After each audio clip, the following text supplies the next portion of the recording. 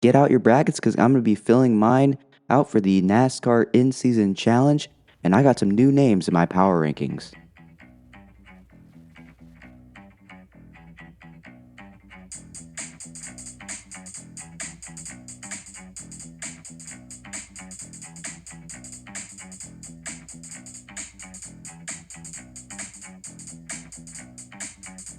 How's it going, everybody? Welcome back to Talking NASCAR episode 11. Today we got a bunch of stuff to cover, including me filling out my NASCAR in-season challenge bracket.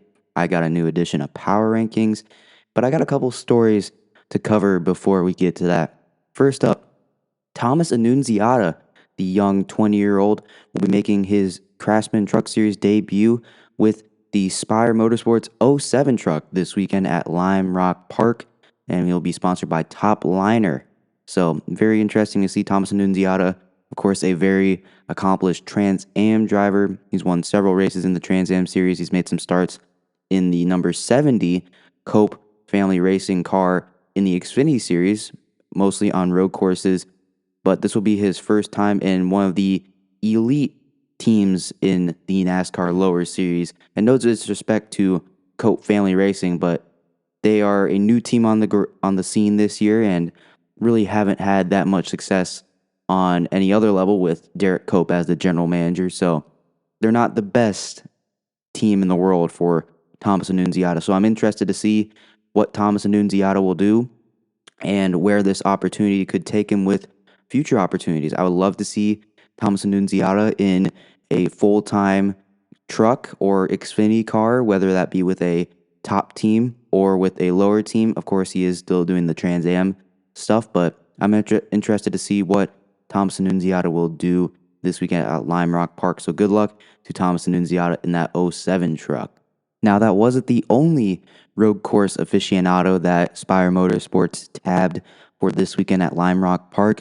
Jordan Taylor, the four-time IMSA WeatherTech Sports Car Champion, will be making his Truck Series debut in the 7 truck. Sorry for the little weird voice thing there, but he will be making his Craftsman Truck Series debut with Spire in the 7 truck at Lime Rock Park. Jordan Taylor is not a completely new face on the NASCAR side of things. He's raced obviously in IMSA, a sister series to NASCAR, but he's also raced in the number 9 car for Hendrick Motorsports when he was filling in for Chase Elliott at Circuit of the Americas in 2023 when Chase Elliott obviously was out due to a broken leg. And he also made a couple starts on road courses for Calling Racing in the number 10 car that season. So it's really cool to see Jordan Taylor back behind the wheel of a NASCAR machine.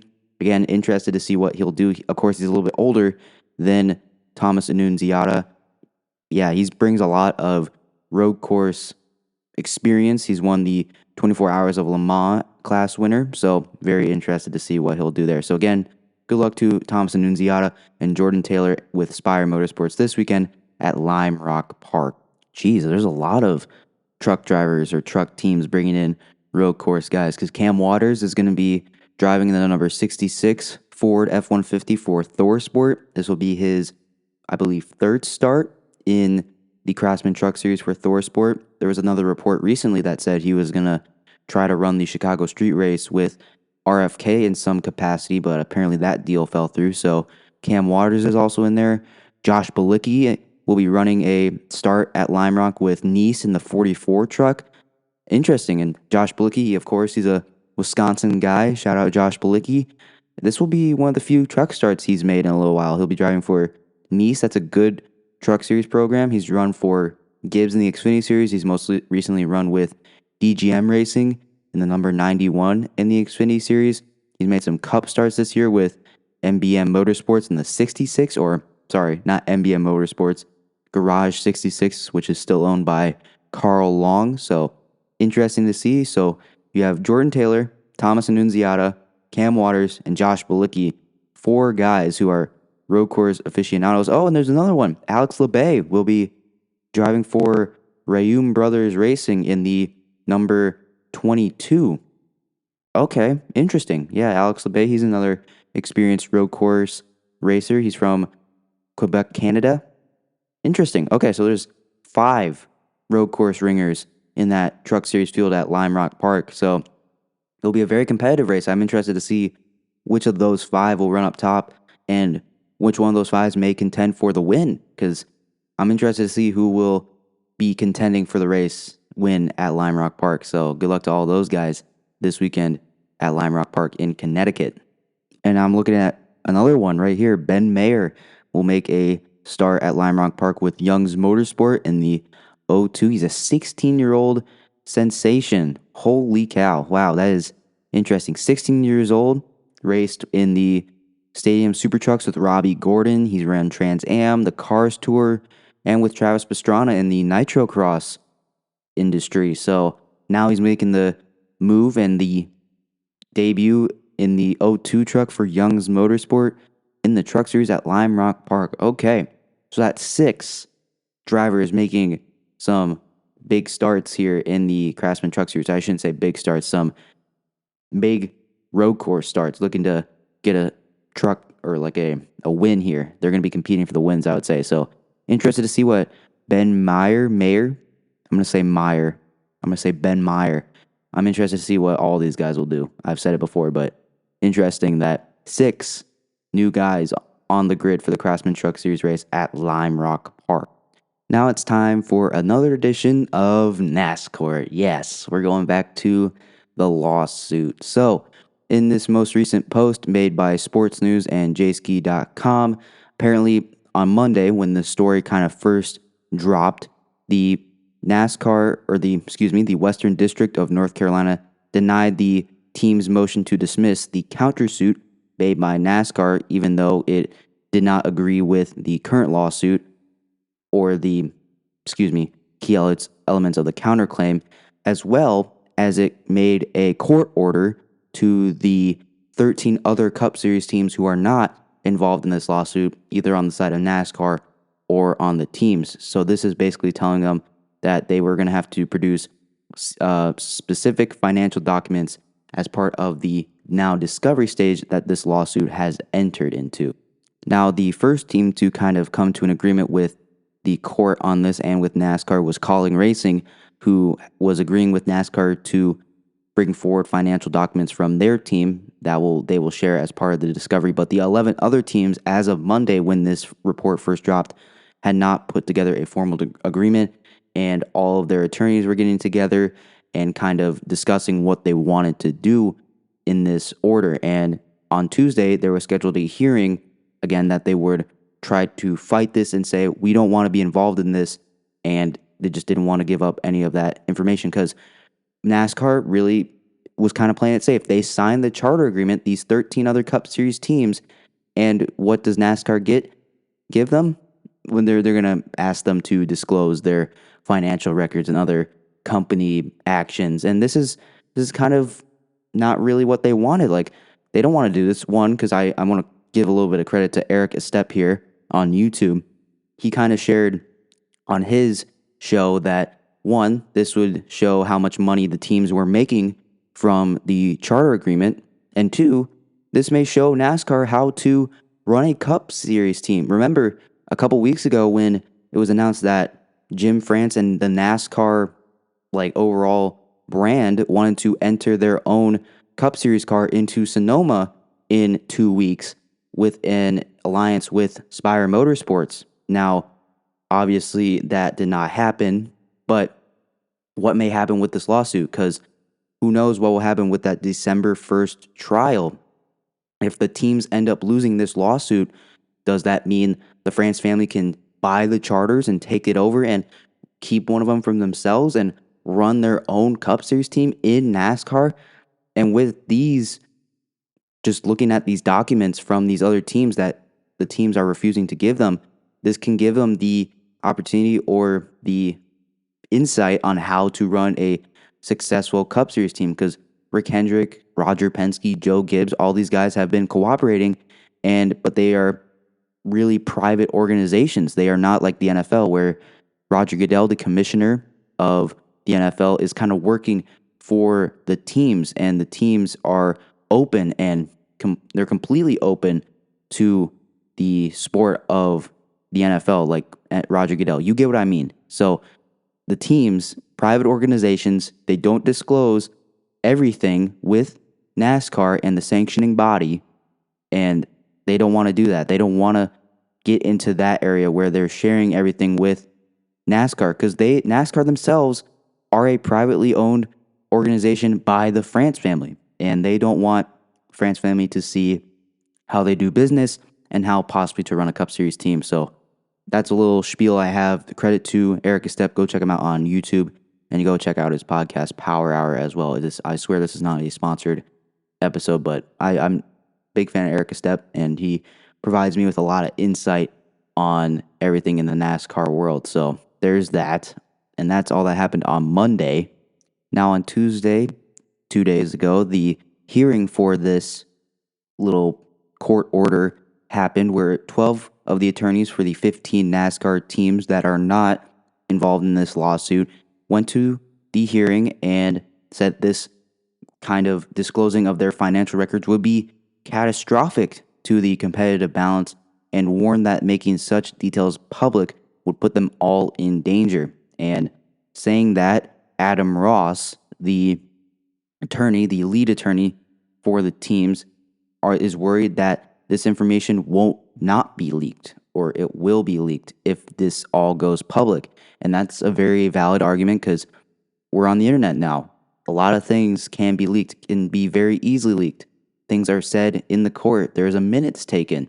So we don't know what may happen with that information, and they're clearly fighting back against that. And he also said, and now Adam Ross also said this quote, "This is the opposite of what they want, the teams. All the teams are torn to pieces that NASCAR wants them to disclose this information, and they don't want to upset NASCAR." So there you go. The teams, they clearly don't want to give into this demand, and they want to keep their privacy and their business records private. But at the same time, they don't want to upset NASCAR, because NASCAR at the same time can countersue them. We've seen them countersue 2311 Racing and Front Row Motorsports. They can easily just nix them from the Cup Series. They can take away their charters. They can disqualify them if they want to. So that's a very big moment there from Adam Ross. And then the judge, Kenneth Bell, also made a quote about his thoughts on this hearing and this court and overall this lawsuit altogether. "I'm amazed at the effort going into burning this house down over everybody's heads."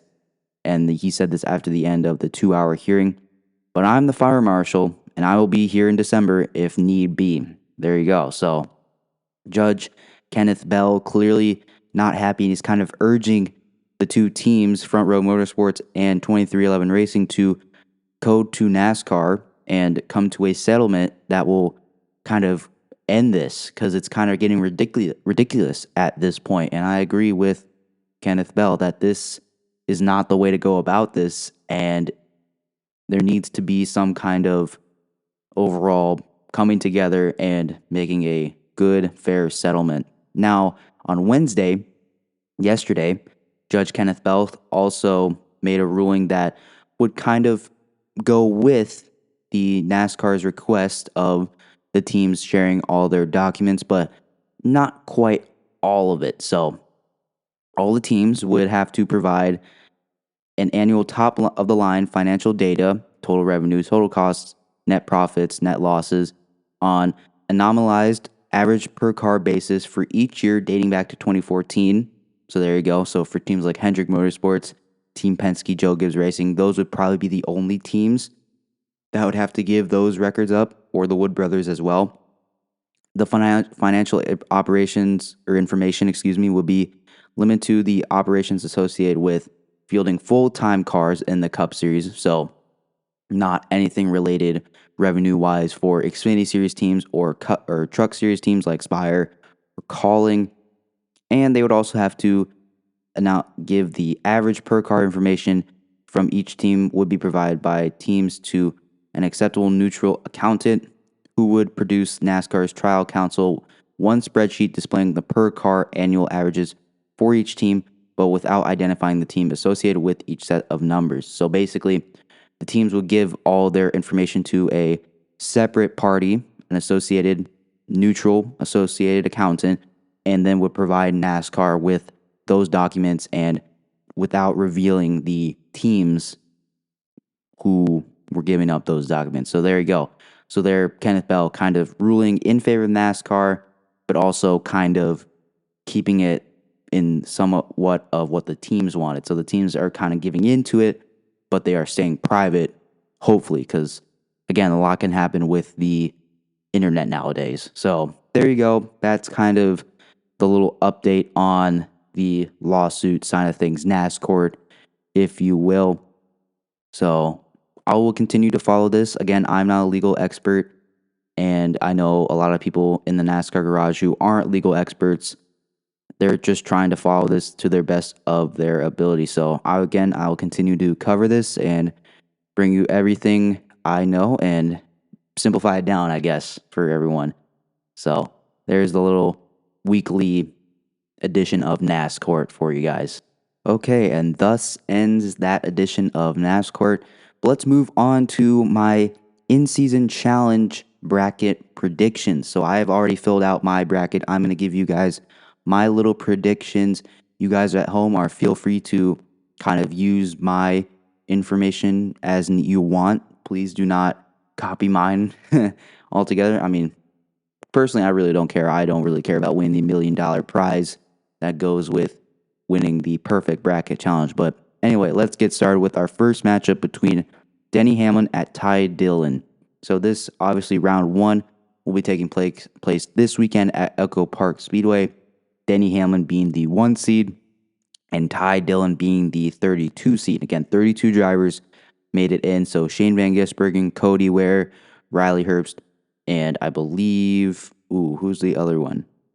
Someone else is not in this bracket. So Hamlin versus Ty Dillon. I am going to give Denny Hamlin the win here. He's a very good super speedway racer, and he won at Michigan, which is basically a super speedway. He ran well at Pocono, and Ty Dillon has been better this season. He's been a lot better than we expected, but it's Ty Dillon in that calling number 10. So I'm going to give the win to Denny Hamlin here. Next up, Kyle Busch versus Brad Keselowski. Now, these two are very good super speedway racers, but Kyle Busch at New Atlanta has been really, really good. He won here in the Truck Series earlier this season, and he almost won the 2023 Spring Edition of Atlanta in that 3-wide photo finish between Ryan Blaney and Daniel Suarez. And Kyle Busch does have the better average finish than Brad Keselowski in this race, especially New Atlanta hasn't been very kind to Brad Keselowski, so I'm going to give Kyle Busch the win here over Brad Keselowski. Next up is Alex Bowman versus Joey Logano. Now, this is a very tough one because Alex Bowman is the 8th seed here, and Joey Logano is the 25 seed. But Joey Logano has won here in this car very recently. He won last year on his championship run. He's also ran really well here. Penske usually is very good here. Alex Bowman, he's solid here. He's pretty solid, but I'm going to give it to Joey Logano. He's one of the best blockers in the NASCAR Cup Series when it comes to super speedway racing.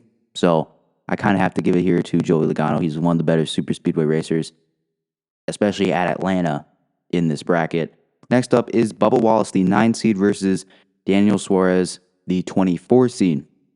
Now, Bubba Wallace, Atlanta hasn't been too kind to Bubba, but he's been heating it up recently, though he did have that bad race last week at Pocono. And Daniel Suarez, he's kind of been at the back, mid-pack of the NASCAR grid for a while now this season. I am going to give it to Daniel Suarez, which is a bit of an upset here, but Daniel Suarez won here back in 2024 in that 3-wide photo finish.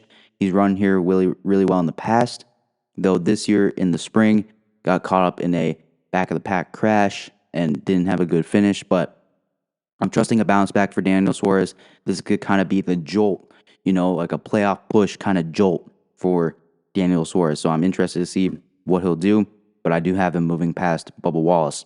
Next up, John Hunter Nemechek in the 42 and Josh Berry in the 21. Now, Josh Berry, obviously, in that Wood Brothers car, that is basically a 4th Penske car. The Wood Brothers operate out of Penske's shop. But John Hunter Nemechek has been heating it up recently. He's got back-to-back 6th place finishes He's got a 6th place at Mexico and a 6th place at Pocono. And Josh Berry, he does have that win in Las Vegas, but I am going to give it to John Hunter Nemechek here. He ran well in the spring, had a better finish than Josh Berry. So John Hunter Nemechek is going to be my winner of that matchup. Next up, Chase Elliott, the hometown hero, heading to Atlanta, taking on Austin Dillon. I'm going to give it to Chase Elliott. No disrespect to Austin Dillon, who sometimes is able to put together some wacky super speedway wins, but I don't see it as this one. Chase Elliott won back in 2022. It's his home racetrack. He grew up in Dawsonville, Georgia. The Elliott fans are going to be there in droves, so I'm going to give it to Chase Elliott here. Next matchup is Ross Chastain versus Eric Jones. So some Legacy Motor Club drivers in this little corner of the bracket. Ross Chastain, I have getting the win here. He's been pretty solid at Atlanta. He's one of the better super speedway racers. Again, one of the better blockers in the NASCAR Cup Series. And Eric Jones, he's all right. He's all right. And I'm a little concerned about how he'll run, especially after last year at Talladega, where he suffered that massive crash that injured his back. So that's always a little bit of cause for concern there. So Ross Chastain, I have getting the win. And the final matchup on this left side of the bracket, at least the printable bracket that I have, is Christopher Bell, the 4 seed, versus Ricky Stenhouse Jr. in the 47 car. So this is a tough one because Christopher Bell, he is the defending winner of Atlanta, and Ricky Stenhouse Jr., who has won a Daytona 500 and won at Talladega last year. Like, this is a tough one because Ricky Stenhouse Jr., he's good on super speedways, but he hasn't been very good here at Atlanta. So I'm going to give it to Christopher Bell. I'm going to rely on that JGR power, the JGR equipment over that Hayek Motorsports equipment. No disrespect to Hayek Motorsports. They're just not Gibbs, you know what I mean? So moving on to the other side of the bracket, it is Chase Briscoe, the 2C, versus Noah Gragson in the 4 car for Front Row Motorsports. I'm going to give it to Chase Briscoe here. He just won Pocono. He's been very solid all year. Didn't run great here at Atlanta earlier in the year, but I'm going to give it to Chase Briscoe. He's the 2 seed. Got to give it to him here. Next one is Ryan Preece versus William Byron. Ooh, this is another tough one because William Byron, he's won here twice in the next gen era at Atlanta, or New Echo Park Speedway, whatever you want to call it. And then Ryan Preece, he's in a very good super speedway car in the number 60 car for RFK. And he's run here well in the number 41 for then Stuart Haas Racing.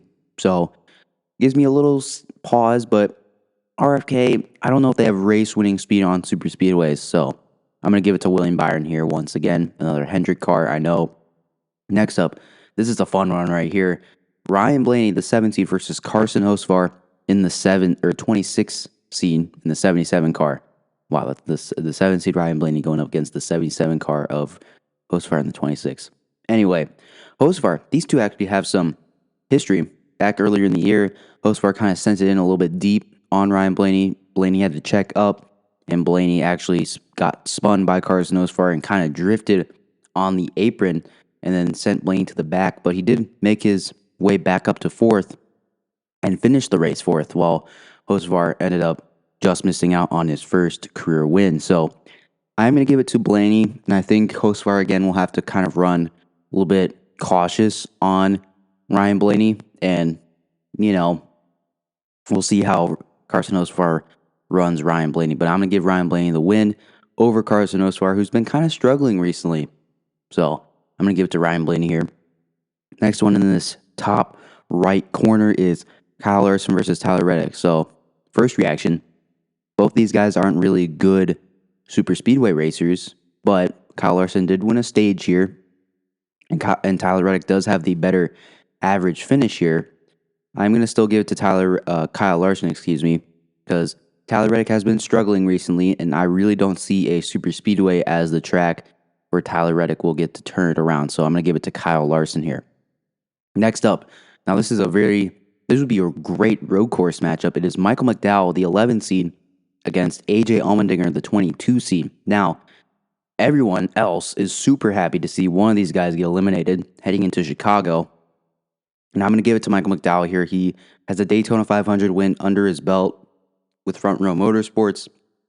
Even though he is with a new team, he did win the pole here back in the spring. He's won the pole here several times. So I'm going to give it to Michael McDowell over AJ Allmendinger. Next up is Ty Gibbs versus Justin Haley. And again here, this might be a bit of an upset. I'm going to give it to Justin Haley in the 7 car. He's got some really good teammates to lean on when it comes to super speedway racing, especially, like I just mentioned, Michael McDowell, who's won a Daytona 500, and then Carson Hocevar, one of the best raw talents in the NASCAR Cup Series. So Justin Haley might be a bit of an upset, but I'm going to give it to him here in this matchup. Then Zane Smith versus Austin Cindric. And I'm going to give Austin Cindric the win here. No disrespect to Zane Smith. I think he's one of the better super speedway racers, but you can't be Austin Cindric in that Penske power, especially at a play track. And Zane Smith, he's run pretty well here. He ran really well here in the spring race, but I'm still going to give it to Austin Cindric here. So it's considered an upset, but I'm still going to give it to Austin Cindric. And the final round 1 matchup here that will be taking place at Echo Park Speedway is Chris Buescher versus Todd Gilliland. Now, I'm going to be a little bit crazy here. This is going to be another upset. I have Todd Gilliland getting the win over Chris Buescher. Again, Chris Buescher, he's won here, or he's won on a play track. He won at Daytona back in 2023. He won a dual race back in 2022. I'm still going to give it to Todd Gilliland. He led a lot of laps here in 2024, and this year, earlier in 2025, I'm going to give it to Todd Gilliland, Front Row Motorsports, especially that 34 car. I don't know what it is about that team. They run really, really well on super speedways.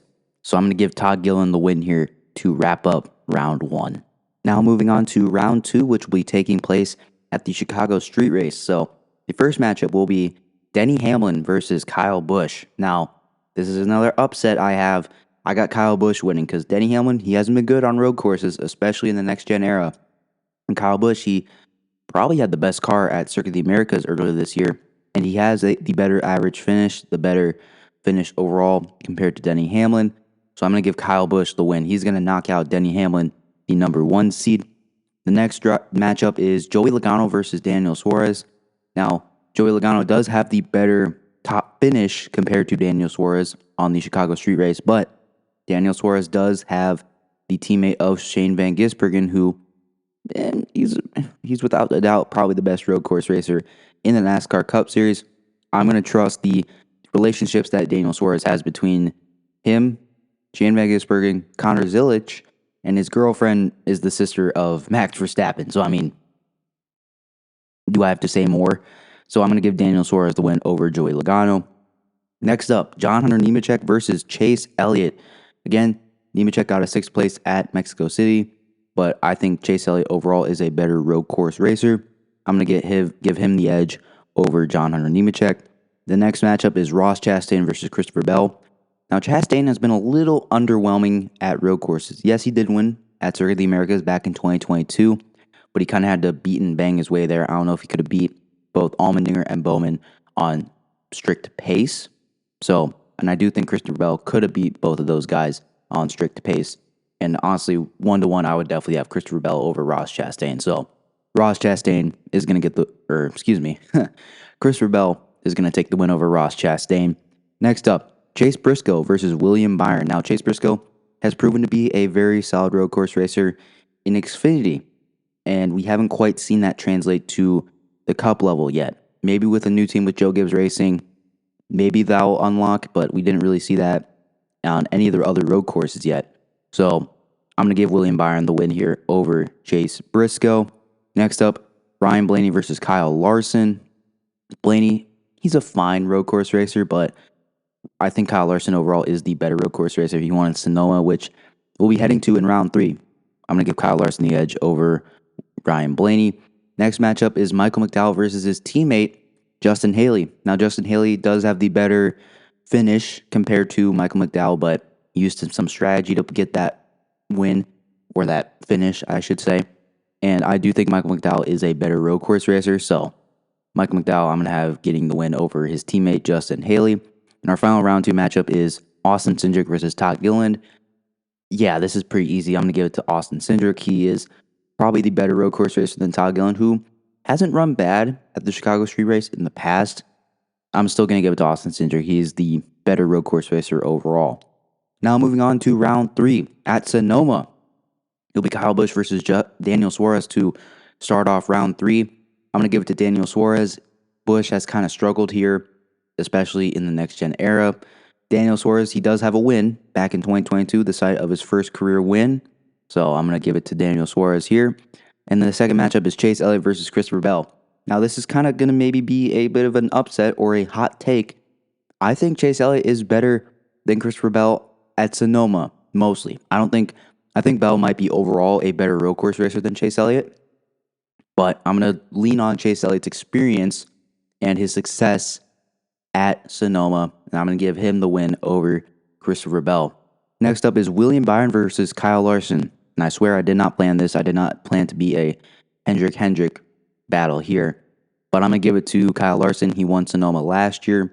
And Byron has kind of struggled here in the past. So I'm going to give it to Kyle Larson over William Byron. And then our final matchup is Michael McDowell versus Austin Cindric. Again, two very good road course racers. I am going to lean on Michael McDowell again. I think he is better than Austin Cindric. And Austin Cindric has kind of struggled here, especially last year. He got wrecked. So I'm going to give Michael McDowell the win over Austin Cindric. Now moving on to the round 4, the semifinals at Dover. It'll be Daniel Suarez versus Chase Elliott. Chase Elliott does have a win here back in 2022, and Daniel Suarez hasn't been always the greatest when it comes to Dover. So I think this is a pretty easy decision. Chase Elliott moving on to the finals. It's a good run for Daniel Suarez. It does come to an end, though, here in round 4. The other matchup is Kyle Larson versus Michael McDowell.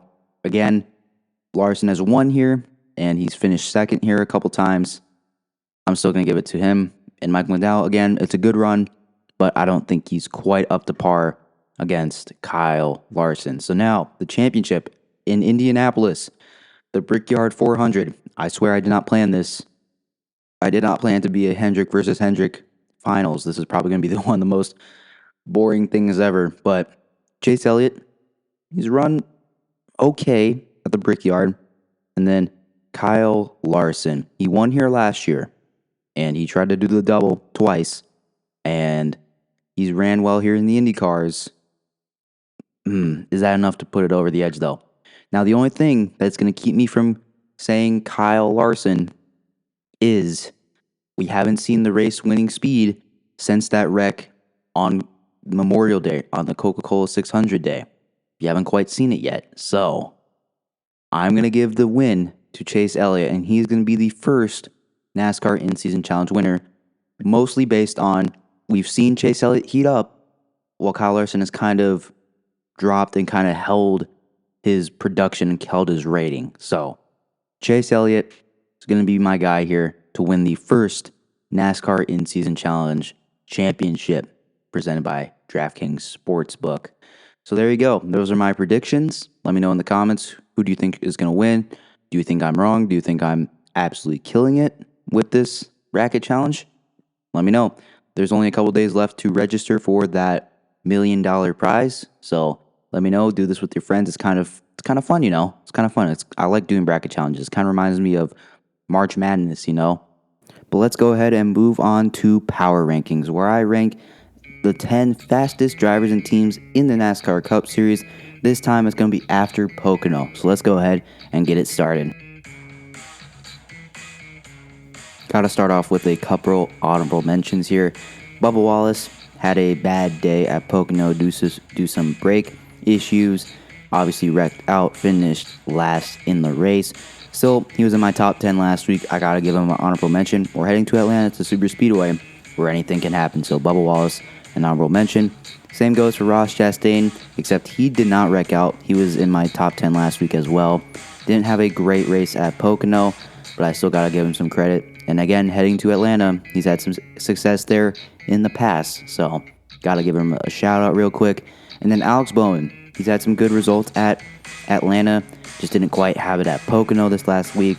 He was not in my top 10. He's close. He's on the bubble to being in my top 10. So, again, I got to give him another shout out. Maybe after Atlanta, he'll break into that top 10. But let's go ahead and start with number 10.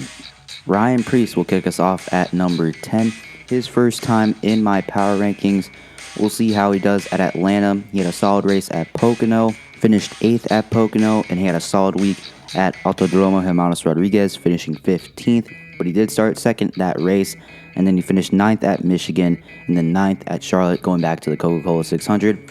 He's been very solid all season. He currently sits in 14th place in the current drivers and point standings, and he is right on the cut line. He's only 20 points behind Alex Bowman, so keep an eye out for Ryan Preece heading into the next couple weeks. Again, he's been heating up, so watch out for Ryan Preece. Moving on to number 9. Chase Briscoe breaks into the top 10 for the first time on this series. Most recent winner at Pocono, and then he finished 7th at Mexico City, and then 17th at Nashville, and ran 3rd at Charlotte. So Chase Briscoe, he's put a lot of good races together, and he finally executed this last week at Pocono. We'll see if he can do it again heading into Atlanta. Again, it's a super speedway. Anything can happen, but let's go ahead and see. He's been heating up though, so again, keep an eye out for Chase Briscoe. Moving on to number 8. Tyler Reddick is still holding on to that 8 spot. He's still hanging on to a spot in my top 10. Listen, I know he's been running really bad recently. He hasn't had that race winning speed since, I don't know, Nashville. He hasn't had it really. But in my defense, Pocono, he was running really well. He qualified 8th. He was running up inside the top 5 for a good portion of stage 1 until they had to go behind the wall to repair the brakes because all his teammates experienced brake issues. So we'll see how Tyler Reddick will bounce back at Atlanta. We got a couple road courses coming up. Let's see if Tyler Reddick can get back on track. At number 7, Chris Buescher has been heating up at the right time. Recent finishes of 4th, 10th, 2nd, 14th. Pretty good for Chris Buescher. He was very close to winning at Michigan, finished 2nd, ran 4th at Pocono. Really good, solid finishes, and we're heading to Atlanta. Again, he hasn't been the greatest there at Atlanta, but again, I'm going to keep saying it. Super Speedway, anything can happen. And he's 11th in the regular season standings and the playoffs right now. He is currently sitting in 14th, 38 points above the cut line. So, Chris Buescher, he's in a good spot right now. Can't get too complacent, but he's heating up at the right time, though. So, Chris Buescher at 7. At number 6, Ryan Blaney drove through the field twice at Pocono to finish 3rd. I mean, he was really, really good at Pocono. Started 20th, had to go to the rear, and then 14th at Mexico City, won Nashville a couple weeks ago, and he did spin out at Michigan, though. Still, Ryan Blaney has been very, very solid recently. He's been keeping up the good overall speed, and right now he's still sitting 6th in the regular season point standings. Not a whole lot you can ask for besides that from Ryan Blaney, so he'll stay at 6. At number 5, Kyle Larson finished 7th at Pocono and really hasn't had the race-winning speed we're used to seeing out of Kyle Larson, but finished 5th at Michigan, 8th at Nashville, and started 2nd at Charlotte before obviously having to go to Indianapolis, but he won Kansas. He's got the 3 wins in the bag. He's only 54 points behind William Byron for the regular season points lead. So I'm still liking what I'm seeing for Kyle Larson. We just need to get back on track with that consistent race winning speed, but he'll remain at 5. However, at number 4, Chase Elliott moves up a spot. Finished 5th at Pocono. Was running up inside the top 5 for most of the final part of that race. Finished 3rd at Mexico City, and then 15th twice at Michigan and Nashville, and then 6th at Charlotte. So Chase Elliott, he's been very, very consistent. He's 5th in the regular season points standings. He's got 5 top 5s. We're still waiting for that first win, but as you can see with my bracket predictions, I'm very high on Chase Elliott right now. I'll have him at 4, but however, he can easily fluctuate up and down these rankings very, very easily. So still waiting for that first win from Chase Elliott, however, so he'll remain at 4. At number 3, still is Christopher Bell. Finished 17th, but got caught up in a crash, nosed into the wall, had some splitter damage. Still managed to get back up to 17th. Wasn't the worst finish in the world for Christopher Bell. Finished 2nd at Mexico City, and finished 16th and 10th at Nashville and Michigan. Still very solid from Christopher Bell. He won those 3 races earlier in the year. We haven't quite seen that success, but we're heading back to Atlanta this weekend, so we'll see. Sorry, Echo Park Speedway. You can yell at me in the comments, but Christopher Bell still in 3rd on my power rankings. He's 4th in the regular season point standings. We just need to see that race winning speed again, kind of like Kyle Larson. Both those guys have kind of slowed down in recent weeks. So Christopher Bell at 3. However, at number 2, William Byron drops down a spot. Didn't really have the finish we were all looking for from William Byron. However, to his credit, earlier in the race, he was moving his forward very, very quickly. He made up the most positions out of anyone early in the race. Just didn't quite put the full race together. Finished 27th, finished 9th at Mexico City, 5th at Nashville, 2nd at Charlotte. Read the most laps at both Charlotte and Michigan. So he's clearly leading a lot of laps, but just like Chase Briscoe, hasn't quite put together that full race, and he still is leading the regular season points standings by 54 points. So I mean, not a lot you can ask for besides that from William Byron. So he'll drop down a spot to number 2 because number 1 is Denny Hamlin. He finished 2nd at Pocono, started on pole, won Michigan, finished 3rd at Nashville. He's been really good recently, and even though he did miss Mexico City, he hasn't missed a beat, and he's still sitting in 3rd in the regular season points standings, heading to Atlanta Super Speedway. A couple road courses coming up, though. We'll see how he does there. But Dover is coming up. He's really good at Dover, so keep an eye out for Denny Hamlin, but he'll move up to number 1 after Pocono. So there you go. That is my top 10 after Pocono. Let me know down in the comments who I should have ranked higher, who should be off the list, who should be on the list. Let me know. Go check us out on Spotify, Apple Podcasts, or YouTube, wherever you find this podcast. If you're on YouTube, give us a subscribe, give us the like button, hit that little notification bell so you never miss another episode of Talking Sports or Talking NASCAR. Again, go check out Talking NASCAR as well on Spotify or Apple Podcasts, and I'll see you in the next one. Bye.